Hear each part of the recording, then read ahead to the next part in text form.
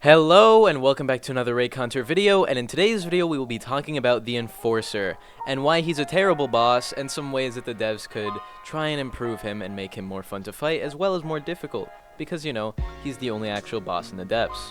Before we get into this video, make sure to subscribe because only about 20% of the people watching this video right now are actually subscribed. And also, apparently a lot of you are not getting notifications for my videos, so make sure you have that bell clicked and set it to everything so you get notified for every single one of my videos. Now, let's get into it. The Enforcer is the only boss found in Deepwoken depths other than the Widow, but most people don't fight the Widow, and the Enforcer is actually required to fight after a certain point in the game. For the level 50 trial, he shouldn't be easier than a corrupted Sharko, so let's go over some ways to fix the Enforcer. Before I go over anything, the Enforcer is fine for the trial of 1 the way he is. If we make the fight harder in the trial of 1, he might become too hard to get consistently past as a power 1 with a starter weapon, so in his current state I think he's perfect for trial of 1. However, the Enforcer is way too easy for a power 50 trial. The only time the Enforcer is a threat is when he goes into 5000 ping California mode and decides to hit you from across the map and make all of his attacks unblockable, undodgeable, and unparryable. But usually you're free to spam F and M1 or F and R if you're using a blunt weapon, which can instantly break his posture with the critical. So first of all, some simple buffs that don't change the fight very much but make him worth being a boss. And first of all, a posture buff. The fact that I can spam crit on my fist build and one-tap his posture while infinite comboing him is stupid. His posture should be buffed enough so that a single crit won't instantly block break him after a parry, because then you can just infinite combo spam crits and parries on him, and it's just really stupid. Second of all, give him some more HP or give him resistance to monster damage up, because I've seen people literally one-tap the Enforcer with their 90% extra monster damage builds, and if you're going to tell me that monster damage doesn't affect the Enforcer, then that's even worse, because it means that I've literally just been seeing people 1 and 2 tap the Enforcer with their mantras.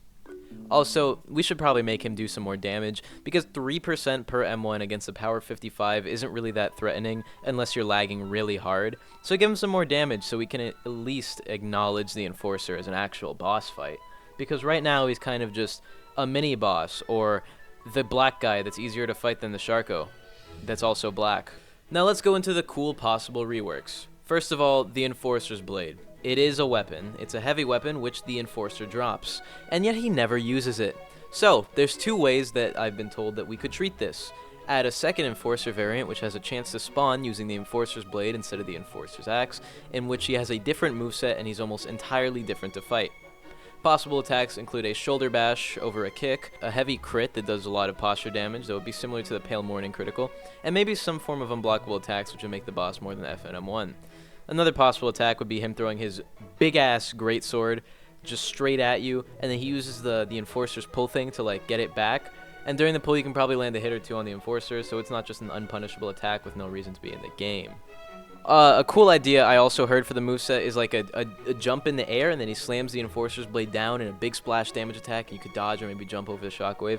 That'd be cool because, you know, it would look cool, and now that I think about it, I'm pretty sure like the Layer 2 trailer showed that weird blood guy doing something like that. But, you know, just make the Enforcer do it too. Now, the second way they could treat the Enforcer's Blade is as a phase 2. After reaching a certain health threshold, the Enforcer could drop his axe and pull out the Enforcer's Blade and change to a different moveset. Either of these would be good, but I think having it spawn with either weapon is better, because then it could be used in Trial of 1, as I think a second phase would probably be too much to deal with consistently unless he's nerfed heavily in the trial. Another cool idea that I've heard is based on the Enforcer's actual lore. The Enforcer is supposed to be the players who died in the Trial of 1. So a cool idea would be that players who have bells or enchants in the Trial of 1 who die would result in the next Enforcer, or maybe an Enforcer in that server, having a chance to use their bell and having the axe or potential greatsword enchanted with whatever enchant that they were using before. They could also maybe have certain characteristics of the character that got wiped, like maybe the Roblox hair or racial accessories or something like that that would differentiate them. This would be cool because now there's new variations of the Enforcer, but also he would be harder. Of course, not every bell would be viable for the Enforcer, so, you know, just disable Kamui, Flying Rajan, and whatever else wouldn't work. But a Reaper, Sacred Field, Shardbow, Gravity Field, all those bells with the Enforcer would be pretty cool. What wouldn't be cool is a wind-up Enforcer one-tapping you, but in that case, just don't get one-tapped and don't get hit and hope the server doesn't lag. I don't think it should keep the exact bell variant of the person it kills, because that just sounds like a fuck ton of work for the devs.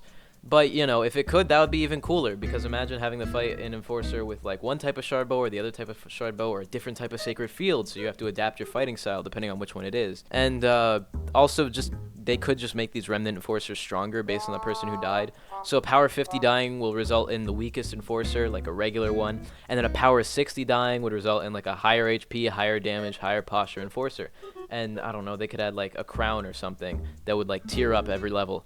And then that could be really cool. They could do, like, every 2 levels that person was, the enforcer will move up a stage and get a little bit stronger. I think that would be pretty cool. Also, I think we should, like, make the enforcer's kick unblockable. It's pretty boring to make essentially 2 moves for the enforcer, because the kick and the M1 are pretty much the same thing. It's literally just another version of his M1, except it has knockback now, and it doesn't give him the opportunity to feint. I pretty much just want more variety in this fight, because what's the point of having 2 attacks which are almost identical, and then the third attack you can kind of just hold W and run away from? Which, that's also the same problem the Stone Knights have, because their Pillar Rise and their kick are pretty much the same thing with very slightly different timing.